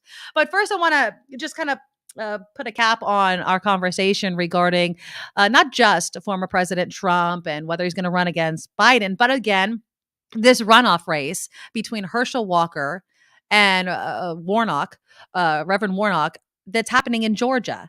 I still can't believe that Warnock has to do this runoff. He has more votes. He led Walker by 37,000 votes out of almost 4 million cast in the first round, but it was short of the 50% threshold. So they're airing this ad, and I'm going to play you the ad. It's a little long, but it proves what I've been saying. And it's such a well done ad, and I'm assuming they say that it's everywhere. Well, they say spread it everywhere, but I guess this ad is obviously playing in Georgia. I'm going to share my screen. So again, tell me in the comments if you can't hear it, because then I'll just stop playing it. But I hope you can, because it is pretty brutal. Here it is. You ever watch a stupid movie late at night, hoping it's gonna get better, don't get better, but you keep watching it anyway?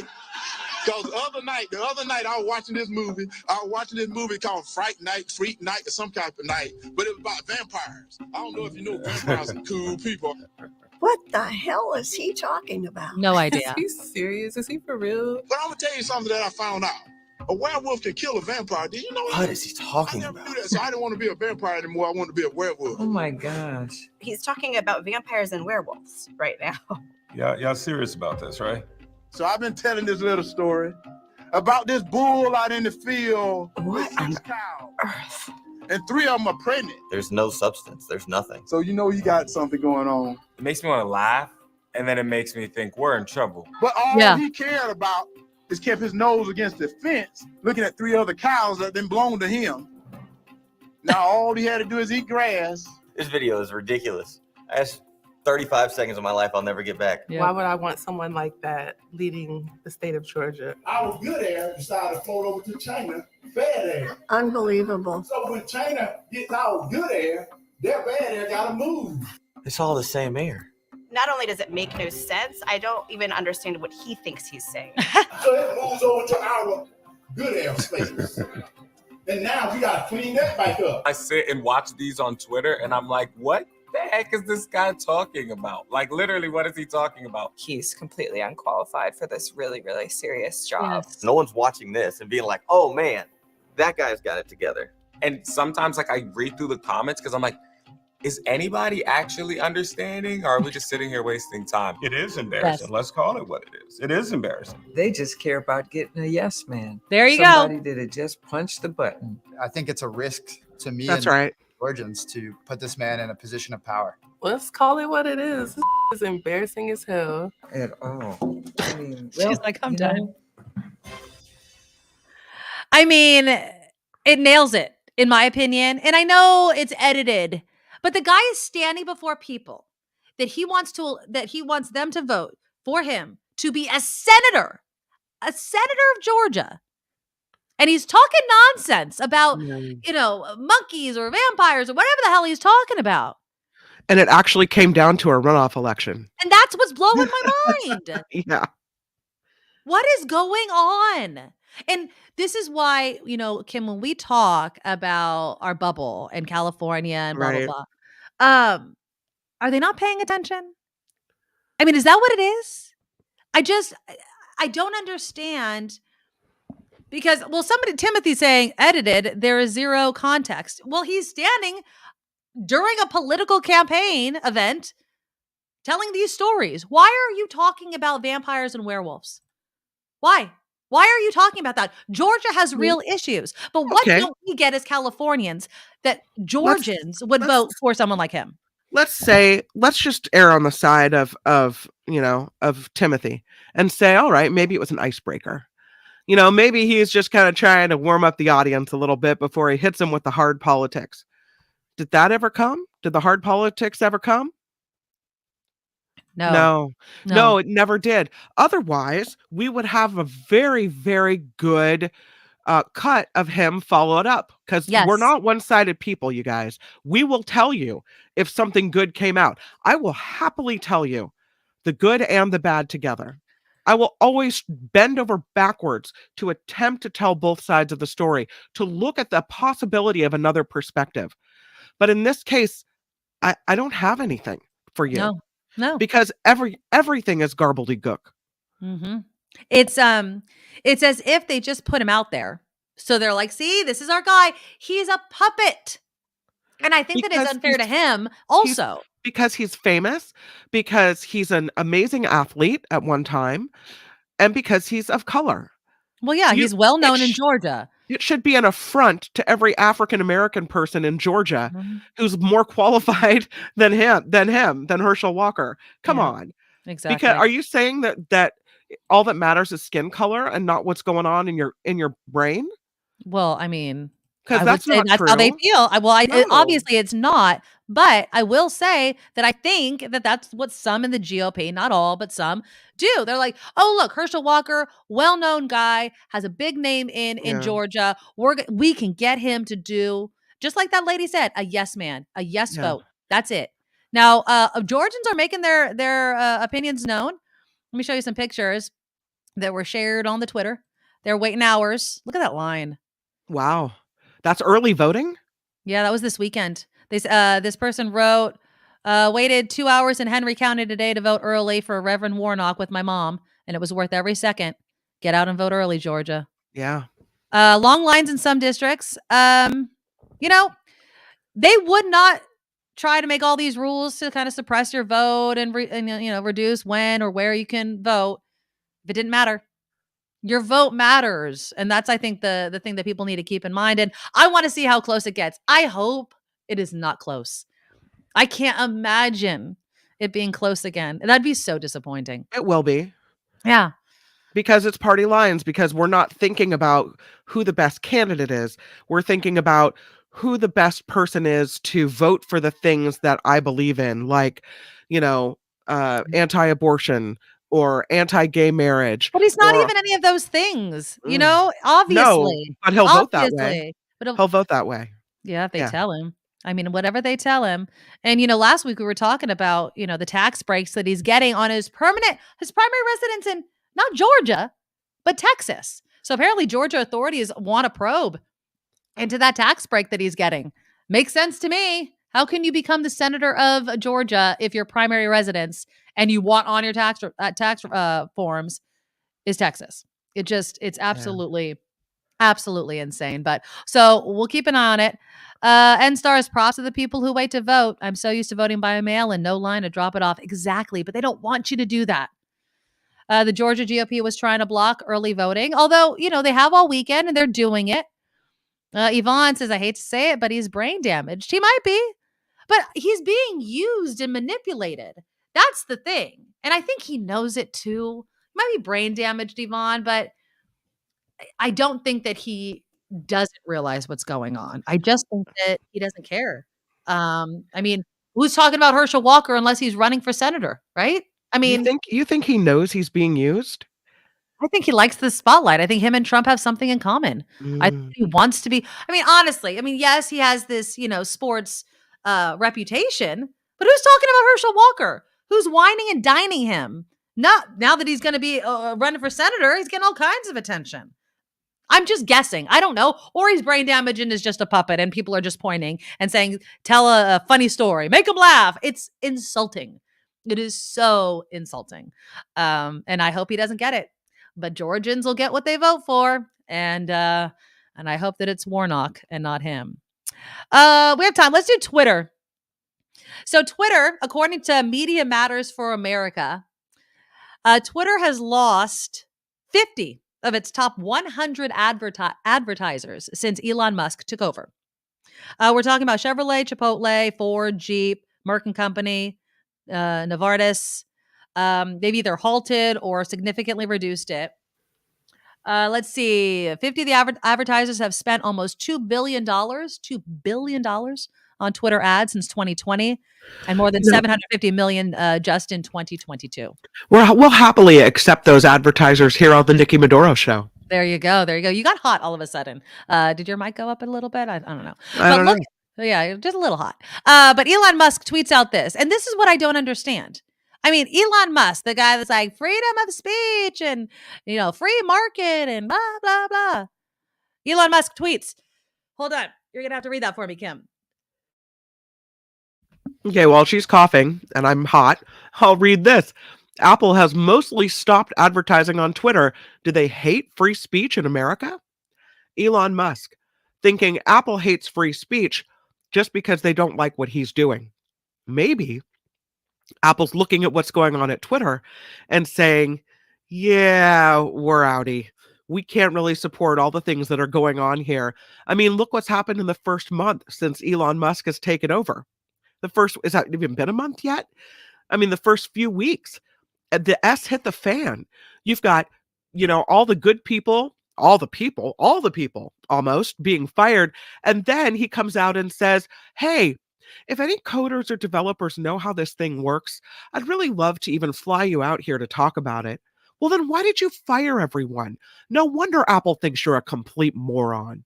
I mean, I don't even understand how that could possibly be. And then there was one response to this. This guy, Tyler Cohen. I don't know who needs to hear this, but advertisers deciding to leave your platform because you behave like a gigantic a-hole is called the free market. People telling advertisers that they should leave is called free speech. Exactamundo. I mean, he just doesn't like it. He just doesn't like the fact that he's losing all of this money after spending so much money on Twitter. I don't know what he's doing. It's not the same platform. It's not. In the short time that he's had it, it has completely changed. And I don't go on it a lot. He keeps saying and tweeting out, oh, we're getting all these users and blah, blah, blah. He's just spewing stuff out of his butt. I mean, it doesn't make any sense why he's doing what he's doing, but he's losing a lot of money. And I don't know how many people are going to want to stay on it. Do you think Twitter's ruined? Do you think he ruined it already? Yes. I think that, okay. So I had two thoughts on this. One is, yes, it's ruined. It's never going to look the same way it did anymore. The other is it's so saturated with BS that maybe it'll have less influence and it'll just be whatever you want it to be. So once maybe all the racists and bigots get it out of their system, they won't find the engagement anymore because it's so overloaded with bigots and racists, right? Yeah. And then maybe it'll calm down, but I don't know. And I don't know if another social platform is going to work. A lot of people are talking about Mastodon. There was a couple others that I was reading about. I haven't joined any of them. I'm not joining another social media. I'm just not. I don't need more social media in my life. YouTube, Facebook, those types of the mainstays, I am. But how is Twitter ruined at this point? Randy asks Kim. What do you mean by ruined? What do you mean? I guess what I mean is what we had with Twitter was a place to quickly share the latest events, what was happening, ideas, quickly and succinctly. And I feel like so many people have left because you can't trust the information on it, that all of a sudden all the controls were taken away, right? The safeguards for who people are and whether, what you think someone is saying is coming from them or someone else. And the ugliness, the safeguards against ugliness. It seems like all of that was taken away pretty quickly. And so now I wonder, and you see people fleeing from the platform. And so it's not the same group of people. It doesn't have the same type of usership. And so I wonder now, what you can destroy in just a couple of weeks' time can be so quickly put back together. I don't think it can be. And so therefore I would think it's ruined, Randy. That's what I'm thinking. You can disagree, Yeah, of course. And I think, again, your Twitter is different than my Twitter, right? It's who you follow. It's all of those things. So news people who are doing stories about this follow a lot of people. I follow people I disagree with, that I agree with, that are funny, whatever. So I think that we see this change maybe a bit differently than other people do. Because if you don't follow a lot of political people or you don't follow a lot of people at all, you may not see the same kind of Twitter that I see or Kim sees. But it has changed. You don't know what's real. People can just create names. It'll be like a parody site and you're not even catching that it's parody. That's dangerous. And advertisers don't want their products next to something that could be a lie. So I don't know. I mean, It sucks. I enjoyed Twitter. But here's something interesting. High-profile Republican members of Congress have gained tens of thousands of Twitter followers in the first few weeks of Elon Musk's reign over Twitter, while their Democratic counterparts experienced a decline. Why do you think that is? Because all the people who were blocked because they came on and spewed ugliness and were trolls were allowed back in. Yeah. I mean, it just Is that right? I seems- mean, I'm guessing. Well, I don't know. I mean, they don't give a reason. It's just what they've kind of noticed. The Washington Post was reporting this. Elizabeth Warren, Adam Schiff, Bernie Sanders all lost about 100,000 Twitter followers in the first 3 weeks of Musk's takeover. Marjorie Taylor Greene and Jim Jordan gained more than 300,000 each. Now, you don't know why things go up and down. Like, I've lost some, but I'm always assuming when I lose a lot, it's bots. I engage with the people that I know are real people, and they're still following me. On average, Republicans gained 8,000 followers. Democrats lost 4,000. And they analyzed data from ProPublica's Represent tool, which tracks congressional Twitter activity. So, I don't know who you guys are choosing to follow. I unfollowed the former President Trump after January 6th, and I have not started following again because I could give two licks what he tweets about.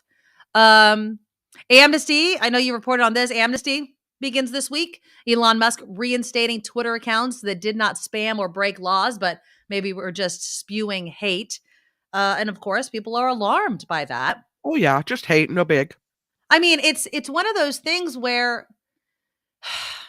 on one hand, if you consider Twitter the town square, then the town square is going to include the moron spewing hate.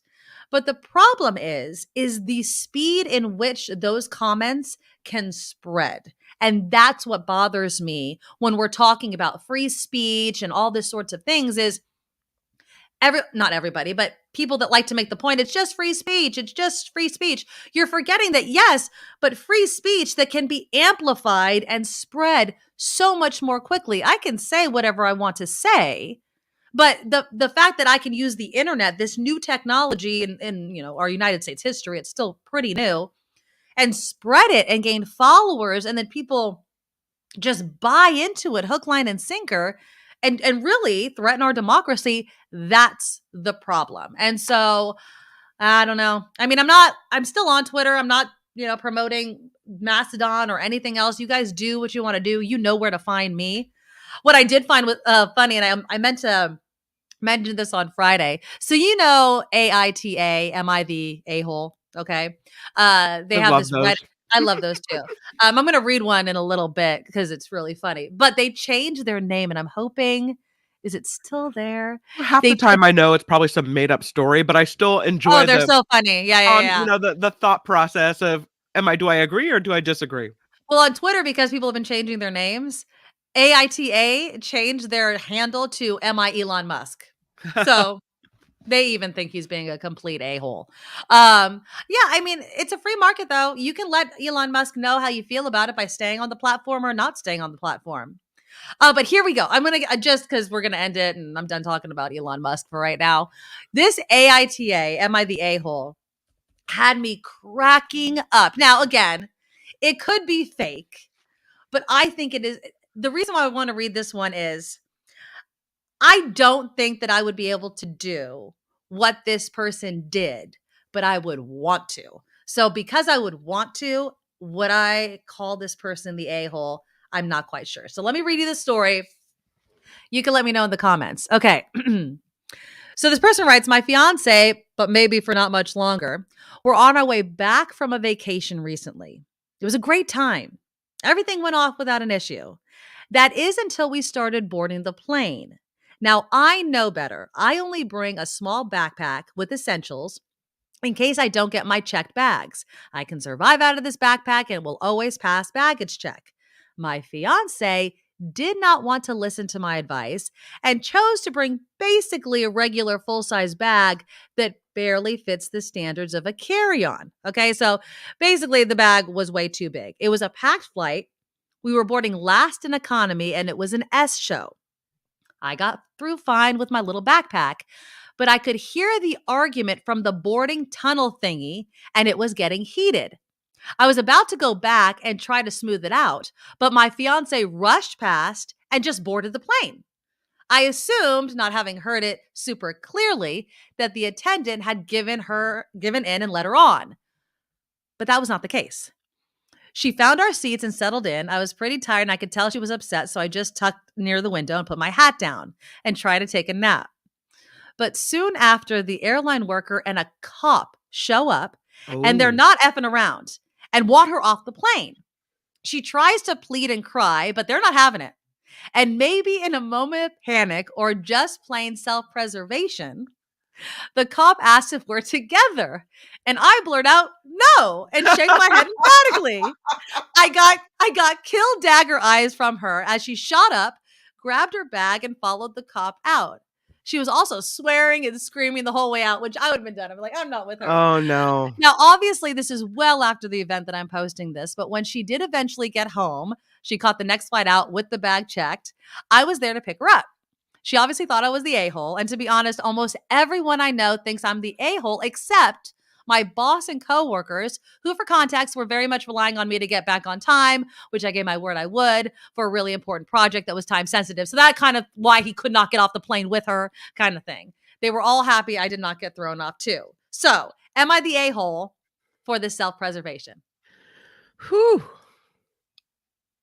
I say I go, okay. You got yourself into this situation. You're about to get arrested, right? Right. I mean, on one hand, you want a man, a partner, regardless of gender, who supports you. Right. Who's going to be there in the tough times and the good times, who's willing to go to jail with you, who's willing to, you rise and fall together, right? Like that's the dream. On the other hand, if you see someone acting incredibly unreasonably, they're going to get arrested. And then, one of you needs to stay out to kind of get bail or whatever. But it sounds like he just left on the plane and that was it. She can fend for herself at the airport or whatever. He wasn't getting off to saying, no, we're not together, but then trying to help her after the fact. Right. I think they're both the a-hole in this situation. Oh, well, she definitely is. Yeah. So, real quick. So I don't know if I've told you this story already, but after I got married on our honeymoon, my husband almost got arrested at the airport. What? So, and I looked at him. So he had brought a carry-on bag that he always takes camping. And he had forgotten that he puts a knife, this big of a knife, in this back pocket area of the bag. So it's kind of not hidden, but it's just his back slot. And so we're going through checkout and they grab his bag, obviously, and they're looking and they can't find the actual slot where the knife is. Right. And so my husband walks up, he's like, can I help you out? What are you looking for? And they show him the screen. They're like, it looks like that's a knife. And he's like, oh. He's like, oh my God. And he tries to explain the whole thing. They take him to security. I am pissed. I am sitting there I am not happy. And I look at him, I'm going without you. I'm like, I am leaving. I don't care that we just got married. Where was your honeymoon? Jamaica. I'm like, yeah, I'm going on anyway. the island. Bye-bye. Yep. There was a point where he's sitting, he's on the other side of the room, but we could see each other. And he's talking to the security guide. He kind of points at me and he told me later, he's like, the guy's like, are you here with anybody? He's like, yeah, I see that woman that's really angry over there. That's my new wife. And she's going to go on our honeymoon if I do not get out of this. So what and did again, they let him go. They took the knife, but yeah. They believed him. And I'm sure, the story kind of held up. And the fact that he was so forthcoming with it, but he could have gotten arrested. It was a significant knife. It's fishing and gutting a fish. I don't know what kind of a Bowie knife or whatever. Something like that. Not like a Swiss Army knife. This was a real big knife. So I kept thinking about that. Would I have been the a-hole in that situation if I left my new husband to go on our honeymoon because he's the idiot that packed a knife? No, I don't think you would have been. Thank you. Thank you. You're welcome. Honey, if you're listening. It would have been nice if when you landed to make a call and to his parents. He knows where I am. You know where I am. Perhaps you want to go get your son out of the San Jose Mineta Airport lockup. Yeah, exactly. I'm like, you know our parents' number. You know where I'm going to be. You can go get another ticket because I'm going to paradise because See you in a couple days. Exactly. I'll All be right. nice and tan by then and ready to roll.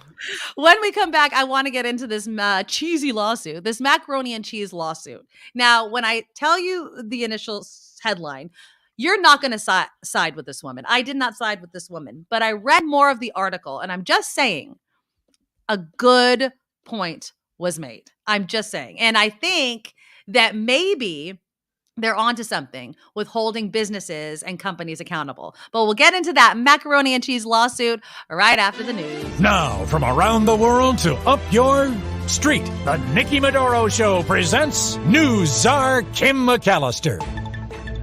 And this report is sponsored by tax attorney Steve Moskowitz at 888 Tax Deal. Former President Trump is seeing even more criticism for his recent meeting with Kanye West and white national Nick Fuentes at his Florida resort. The Orthodox Union released a statement saying Trump's association with them is deeply worrisome. The union describes itself as the nation's largest Orthodox Jewish umbrella organization. The defense secretary trying to get Congress to pass a spending bill for the Pentagon. Secretary Lloyd Austin said not doing so would result in significant harm to national security. Congress has until December 16th to pass a new bill and curb a government shutdown. The head of the U.S. men's soccer team apologizing for a controversial social media post. The U.S. Soccer Federation posting a picture of the Iranian flag over the weekend without the emblem of the Islamic Republic in a move to show support for the women in Iran fighting for basic human rights. Iranian officials called for the U.S. team to be kicked out of the World Cup for that disrespectful post. No one is in custody after the grave of legendary mobster Al Capone was defaced outside of Chicago. Police say someone spray painted the word evil in red on the tombstone on November 23rd. The graffiti was removed the same day. And we had this story for turkeys. Now here we got it for Christmas trees. If you'll be getting a real Christmas tree this year, be prepared to pay a little more. Of course. Tyler Stokes, the owner of the family Christmas tree farm in El Cajon, says prices have definitely gone up. He says it's because diesel costs for shipping have gone up, as well as the cost of growing the trees. But Stokes says trees from his farm won't be affected by price increases because he was able to cut back on water costs. He's got new ways, apparently. But according to a survey by the Real Christmas Tree Board, did you know there was one? I did not know that there was a board. I want to be real on that Christmas board. tree board, not as opposed to the artificial tree. Exactly. Yeah, the real Christmas tree board. They say prices nationwide have increased between 5 and 15%. Experts are recommending getting your tree sooner rather than later to avoid any additional price hikes. And already we've seen that Christmas trees are in high demand. That there might not be many left by the time you need them. Yes, Nikki. I got my Christmas tree this weekend. Did you get your Christmas tree this weekend? No, we were sick. Oh, yeah. Well, so was I, but I just, you powered through. I powered through. So again, just to let everybody know, and I know somebody said, make more shorts when you feel better. I have shorts, I have drafts. I'm making these shorts. I'm actually liking them a lot, but I made one about buying my Christmas tree this weekend. So you guys can go check it out. I did purchase it. I spent about $65. Oh, where'd you get it? I got it at Lowe's. Which is not exciting. But we were driving around and I was like, let's get our tree. And it was there. And we were going to go to Costco because we heard Costco had them for $64. But here's a tip. At least at the Costco that we went to, they're all still wrapped up. I don't want a wrapped up tree. And I'm not going to have them open up more and more trees, right? That makes you feel guilty. Yeah. Yeah, no, I need to see my tree. I need to hug my tree, which is what I did. So go check out my short and you'll see. I showed you some places and they got up there. It was kind of nuts. I have a question. Okay. See, here in the North Bay, we have tree farms everywhere, and it's a family event. You go cut down your own tree. We've done that too, yeah. And then, do they have that in the South Bay, or is it all just Lowe's and Costco? Oh, no. You can go to South 101. There's a Christmas tree farm. You can go to the Santa Cruz Mountains. There's a bunch of Christmas tree farms. We've done that several years. Just this year, maybe because I was sick. Also, my daughter didn't want to be walking around and trucking everywhere. And so, we just made it really simple and easy. And honestly, they had a good, I'm not doing a commercial here, but they had a really good selection. They did. I'll go watch my short. I took a bunch of photos of trees, and the prices ranged from reasonable, given everything that we know about pricing, to you've got to be kidding me. I am not buying a tree for that much. So I'm kind of feeling left out of the whole short situation. Oh, I just started it. They're YouTube shorts. You know what they are. It's just little videos, but you just so go check. I made 2. They're very Okay. cute. But yeah, I'm going to be doing more and more of those. So just another way for people to find the show, Kim McAllister. Okay, Another we'll have to way. go check it out. I'll do it There you right go. afterward. There you go. This report sponsored by tax attorney Steve Moskowitz. For more than 30 years, Steve has put his tax knowledge to work for individuals and businesses alike. If you need help with your taxes, I know I do, you can call Steve. He's at 888-TAX-DEAL or online at moskowitzllp.com. I'm Kim McAllister on The Nikki Medoro Show. There you go. Somebody also said in the chat room, is this shirt from one of those clothing box sites? Yes, it is. But I no longer subscribe to that clothing box site because I didn't find their clothes to fit my style anymore. But I did. The one that you mentioned, and I'm not going to do another commercial for them. It is that one. But thank you for noticing my top. Okay, so let's get into this cheesy lawsuit. I love this lawsuit. Okay, so first off, this is the headline. Her mac and cheese took more than 3.5 minutes to make, so she's suing. What? Okay, so here it is. The packaging for Velveeta's microwavable mac and cheese cups says, ready in 3.5 minutes. But an inconvenienced South Florida woman says that's not true. She says it does not include other time-consuming steps, such as tearing off the lid, adding water, and stirring in the cheese sauce. Oh, please. Her name is Amanda Ramirez. She said she might not have bothered buying the shells and cheese product had she known the truth. She seeks more than, now this is ridiculous. This is the only thing I'm like, She seeks more than $5 million in damages on behalf of the Hialeah woman and other purportedly hoodwinked customers. It's accusing Kraft Heinz, the maker of the cheesy cups, of deceptive and unfair trade practices. Okay, go ahead. How long did it take her? Okay, so hold on. I do think she gives us a time. Well, I don't know if she gives us an exact time. So it's supposed to take 3.5 minutes according to the box. Yes. Right? And she said, yes. She said that it adds, she just wants the truthful time on it. She doesn't say how long it took her. Okay. But this is the thing that gets me. Okay, so in the mac and cheese case, she says that Kraft Heinz is able to charge a premium price. This is how much? Almost $11, $10.99. $11 for 8 2.39 ounce cups, with the claim that it only takes 3.5 minutes to make. Now, these are the directions. Remove the lid and cheese sauce pouch. So that has to be what? 2 seconds. Right. Maybe 3 to take out the pouch. Add water to fill up to the line. So that's, let's say 5 seconds. Mm-hmm. Stir. Third, microwave uncovered. Do not drain. And then it says stir in the contents of the cheese sauce pouch and the cheese sauce will thicken upon standing. Those directions, she says, show that the 3.5 minutes is just the length of time to complete one of several steps. A truthful label would have stated that the product takes 3.5 minutes to cook in the microwave. Now, you may be asking yourself, Nikki, obviously, this is ridiculous. This is a ridiculous lawsuit. And the company or the attorney that actually is involved in this lawsuit has done this before. It's filed by William Wright of the Wright Law Office in West Palm Beach and Spencer Sheehan of Sheehan & Associates in Great Neck, New York. And they have filed more than 400 such lawsuits in recent years. And according to NPR, has almost single-handedly caused a historic spike in the number of class action lawsuits against food and beverage companies. Now, this company went after Kellogg, arguing that the company's strawberry Pop-Tarts marketing is deceptive because the pastries contain additional fruit. Keebler and Betty Crocker were wrong to call their cookie and cake mixes fudge because they contain no milk fat. And they took on Keurig Dr. Pepper over the words that appear on root beer cans that say made with aged vanilla. Now, this is the part that I agree with. Companies will make these claims on products to get you to buy it, but it's not what it is. Just say what it is. Now, the time thing, the macaroni and cheese, I get it. It's a bit frivolous, but it proves a point. It's if you're selling something, be honest. Don't tell me it's, for instance, fudge, when the definition of fudge, I guess, has milk fat in it. You're using fudge because you want me to think fudge when I'm eating something that's not fudge. So, does that make sense?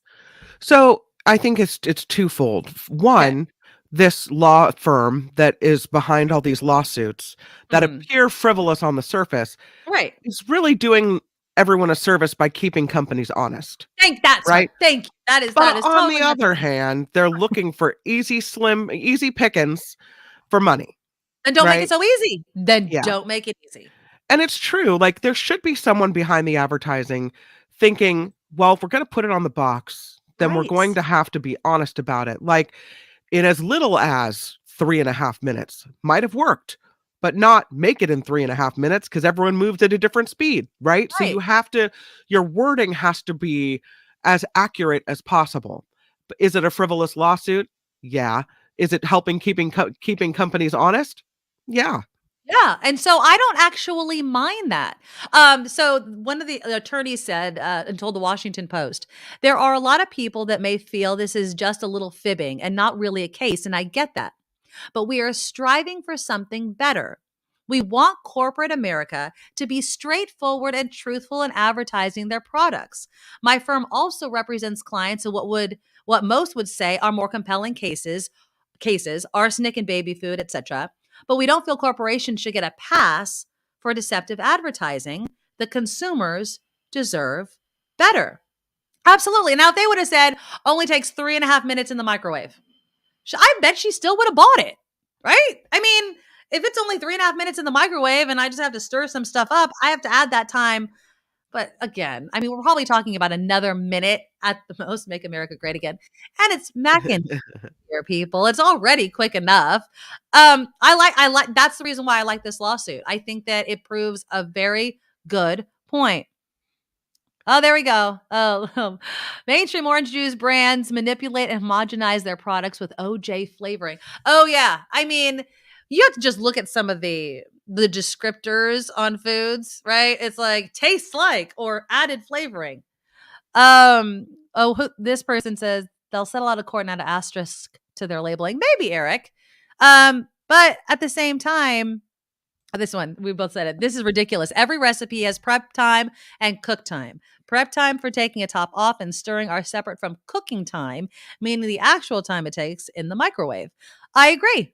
But obviously this woman thinks that they should be a bit clearer in that.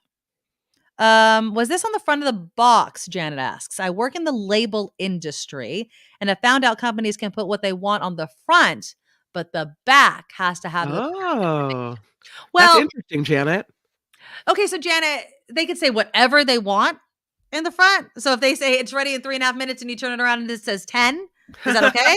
Well, I mean, I'm being honest. Like, yeah, no. I mean, I would imagine that they'll open themselves up to one of these lawsuits if they lied on the front or the back. Yeah, exactly. Like even more. So I would say, but yeah, I just be honest. Like, you know what a good phrase is? Like, it takes less than 5 minutes, right? I mean, that gives you plenty of time, Sure. elbow room in it.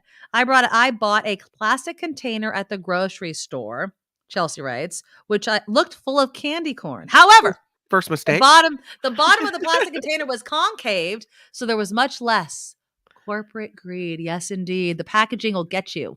It absolutely will get you. Manipulation of truth has always been part and parcel to advertising. Yeah, but there's a line. I mean, that's why we have laws about this. This woman thinks she can get some cash. You were giving her way too much credit, Nikki. That's from KF. Oh, no, I know she knows what she's doing. $5 million. I mean, debris or not debris. Yeah, but I think the point should be made. And I think I agree more with her attorneys than her, I would say. If you don't hold companies accountable, they'll just keep, pushing the line back and pushing the line back. And the whole Pop-Tart thing, what if you have an allergy to certain fruits and not others? If they don't I guess they have to say it in the ingredients, which might be what Janet's talking about.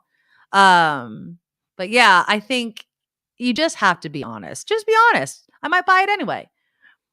It was a small circle in the front and side of the box. I guess that's where the 3.5 minutes, I'm assuming she's talking about. It's, you know what it also reminds me of? Remember the whole pink slime fiasco? I was just having this conversation the other night. Who could forget? Ooh. So everyone found out that, chicken nuggets were made of pink slime, and they showed the machine. And I remember we had a colleague that we got into it about this. And he was saying, they should be sued for showing that because it's losing, they're losing business because of it. And I said, no. You should show the pink slime. Right. And then you should show the chicken nugget. Because you know what happens? People still eat chicken nuggets. Yep. Just tell me. I understand that hot dogs are filled with lips and buttholes or whatever the hell it is. It's still delicious at a bowl game. Eating it in my mouth. I don't care as long as it tastes good. Or I eat that sort of thing. Or I don't. Do you know that ever since I saw the pink slime video, I have not eaten any fast food meat. It really impacted you that you grossed me out so much. That much? Oh. Even on the road trip, we stopped at, I think it was at a McDonald's, and the rest of my family ordered. All I would eat was French fries because I freaked out by fast food meat. Now I want no part of it. None. Yeah, it didn't do anything to me, and that's what I think. I think most people are like me, not you. No, you're right. But even when you talk about Taco Bell, I'm thinking, does that have that pink slime meat on it? No, it's like powdered meat. I think they just add water to it. I think they like rehydrate it or something. I don't want anything with the fast food. Yeah, meat. you know what? I don't even look. Everybody that's known me and listened to me knows if I like it and it tastes good, all right, that's okay. I mean, as long as it's not poison, which I know some people think fast food is, so don't go there. But as edible, which I guess is a big definition. If I like it, I'm eating it. And if you tell me, oh, it's made with, scrap meat off the ground, I was like, well, that's a great use of everything. I mean, why waste, right? And you made it delicious, fabulous. Let's just eat it. So I'm not losing any sleep over pink slime. I don't particularly like McDonald's chicken nuggets, so it's kind of gross. Oh, David Odell, kids were shown the pink slime and were asked how many would still eat McNuggets, and they all raised their hand.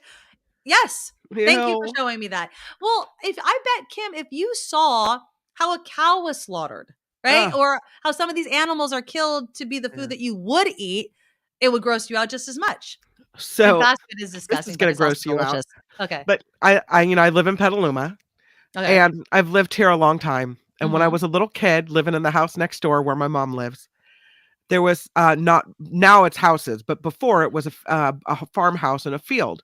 And once a year, I would hear a gunshot across the street, right across from my bedroom window.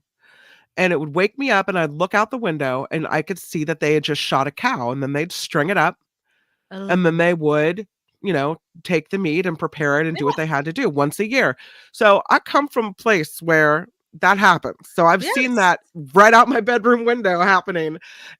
But it seems to me, though, in that case, you raised it, you killed it for the meat, you prepared it yourself, so you have to be the one that kills it for you to be okay with it? No, because I don't, but I can respect that process more. It feels different. I guess maybe it was gross, but it feels less gross. I like Jack writes in, to all you gum chewers, gelatin is made by boiling animal skin, tendons, cartilage, ligaments, and or bones. Yes, gelatin. Absolutely. But again, I like chewing gum. And I look at it when people try to gross me out with certain things like, do you know what gelatin's made of or whatever? I go, I didn't know that. Thank you for educating me. And I still like gum. So that's fabulous, right? I mean, there are things some people think are gross, and other people are saying there's nothing disgusting about that. Celeste did not like the gum joke or the gum information, Jack. Sorry. My daughter took a class on what's it called? Outschool.com. And it was a class about interesting, crazy facts that you didn't know. Okay. And it was full of gross stuff about things that are in food that you would never have thought of. Like human hair being swept up from the bottom of the salon to be melted down to be turned into a chemical that's then used to help bread rise. Yeah. Is that what Subway uses? I think Subway uses I don't that, know. right? Somebody I think uses so. it, but it's like human hair and bread. What? Like there's all kinds of things that they do. What is it? The coloring in some M&Ms or the hard shells of beetles. Like there's Done. just, Okay, that's yeah. awesome. Like There's just things that okay. you wouldn't think about that you don't know half the time what you're putting in your mouth, and then someone tells you, and you're like, "What?" That's Yeah. what she said. Yeah, exactly. Nice. Good one. I always love those kind of jokes. Yeah, I don't get grossed out by things like that. Again, I always default to, did I eat it? Do I like it?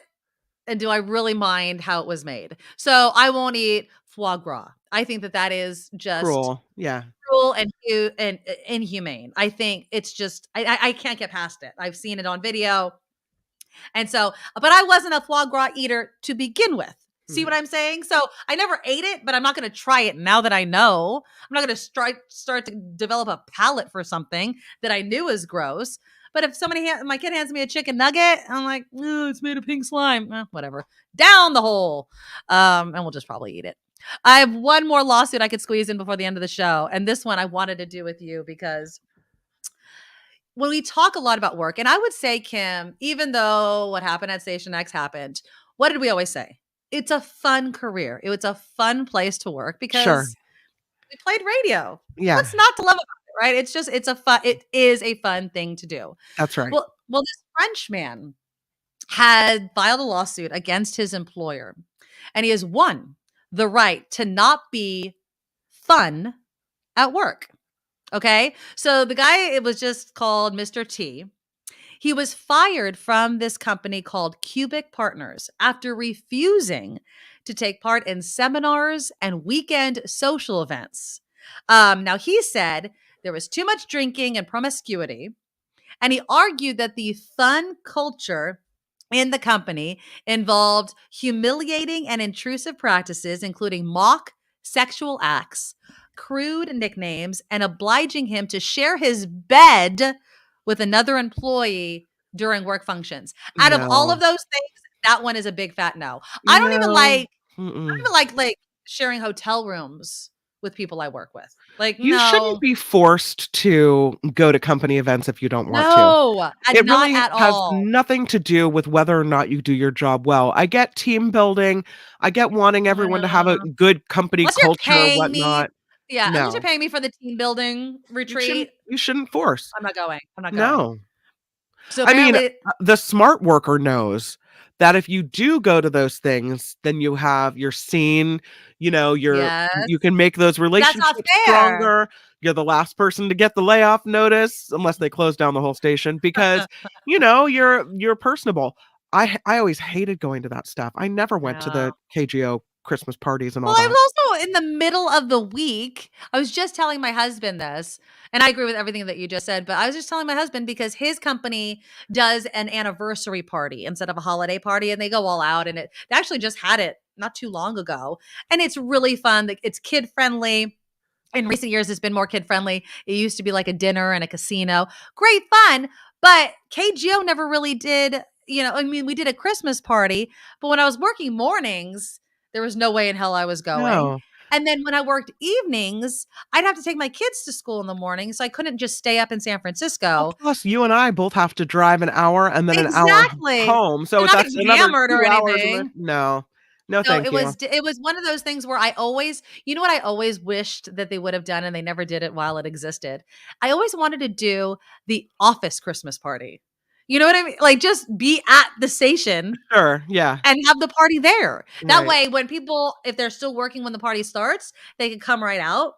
And I always liked, not that I want to like Xerox my ass or anything, but I always like those kind of stories that happened in the office, Right. I never went to a Christmas party like that. So I thought it would have been pretty funny if we could have done something like that. But alas, no. Do you have Christmas parties? Do you go to Christmas parties? Because So I have a family member that has a yearly Christmas party. Uh-huh. And in my family, it's kind of a command performance. You got to show up. Yeah. Okay. Yeah. There you go. So that's kind of the one Christmas party I go to every year. Yeah, so we don't have that in our house, and I No. want one. I keep telling my husband, I'm like, find if anybody in the chat room knows. I mean, I'm even open to like city sponsored Christmas parties, or this hotel's. I don't know, because there's no other option. Oh, you know what I wanted to tell you is that Andreas brought up a great idea to Mark this morning, which is that we should have, I would imagine, on the show, not like extra time, because no one wants to do extra time, but on the show we should have a co-show Christmas party, a gathering, as it were, where we could just chit chat and have a bit of fun together. Invite Chip. I'm just dying. I'm sorry. Invite some of the guests that we have, regulars, and just have one big old Christmas party. It's going to look like the screen from the Brady Bunch with all the people. That But would that'll actually be okay. really fun. Yeah. Yeah, I was listening to Mark at that time, and I mentioned it before you came on the show that that's a fabulous idea, and I'm down. That would be so much fun. I would love to meet, pardon me, the listeners. I just don't know logistically or financially how we can make it work. I mean, I guess it could just be, we could just meet at a location and. Oh, you're thinking in person. I was thinking we do it as part of the no, show. I like both. I mean, I Yeah. like the idea of doing a holiday show, hands down. Yes, indeed. Yeah. But I'd love to meet some of the listeners sometimes. I know Mark was kind of teasing after the new year, maybe doing some sort of events. And I'd love to get in on that, because that would just be awesome if we could all do it together. Yeah. Because I know we have so many of the same listeners. But again, logistically, especially this close and us launching the show so new, I don't know if in person is going to happen this holiday, but maybe we could do something after the new year. But a holiday show, I am there. Yeah. As long as we are allowed to drink, because if Yeah, it's a sounds holiday fun. party, That's right. I am drinking. I am absolutely drinking. All right. So I just want to let you guys know that tomorrow's show is going to be a bit different. It's going to be abbreviated. I'll talk more about it tomorrow. But it's going to be pre-recorded. I'm totally upfront with you guys. I'll be recording a show, so you'll have some new content tomorrow. There is a specific reason for it. And I'll share that with you a bit tomorrow, because I don't want to get into it now. But there will be some new content, and I'll be back live for a 2-hour show on Wednesday. And so be prepared for that. I did not get to half of the stuff I wanted to get to today. Good. There's a bunch of stuff, and I'll probably include it in tomorrow's show as well. But again, click that thumbs up button before the show ends. It really, really helps us out. And I think if you have not received an email from me, you should have. For everybody, Kim McAllister, I did my chores this weekend, and I went through and I have tried to respond, and I think I have, to every Patreon subscriber that has messaged me on Patreon. And so stay tuned. All Patreon subscribers, I have some new videos that Patreon's letting us do. You're going to get some content before anybody else. So all of these things are in the works. So if you want to be part of this community and help support the show on a monthly basis, just go to my website. It's thenikkimedoroshow.com. The Patreon link is there. And I get it. It's Christmas, holidays, inflation, everything going on. Just have your friends and family subscribe to the show. If you can't do anything else, if you could do that, that is going to just be huge for us to grow the show and get everybody out there and just grow it so people know about it. So again, the links to YouTube are also on my website, thenikkimedoroshow.com. We'll have a new show tomorrow, and then a 2-hour show on Wednesday. I appreciate you all. I love you all. And until tomorrow. Nikki, you're all so awesome. Miss Brown, like a beautiful blossom. You're all so the best. I really can't rest. You're all so awesome. Wow. Okay.